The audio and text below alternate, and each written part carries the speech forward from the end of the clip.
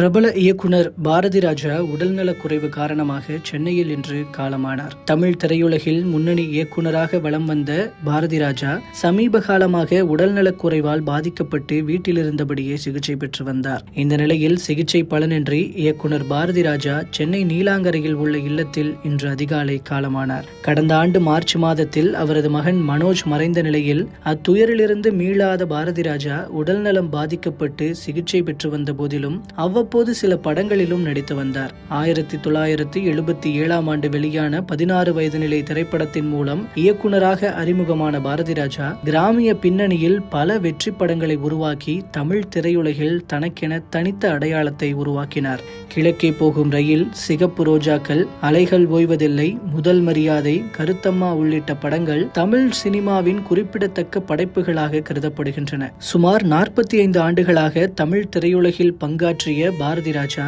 நாட்டின் உயரிய பத்மஸ்ரீ விருது உட்பட பல தேசிய மற்றும் மாநில விருதுகளையும் பெற்றுள்ளார். இயக்குனர் இமயம் பாரதி ராஜா அவர்களது மறைவுக்கு முதல்வர் விஜய் உட்பட அரசியல் பிரபலங்களும் தமிழ் திரையுலகைச் சேர்ந்தவர்களும் நேரில் அஞ்சலி செலுத்தி இரங்கல் தெரிவித்து வருகின்றனர்.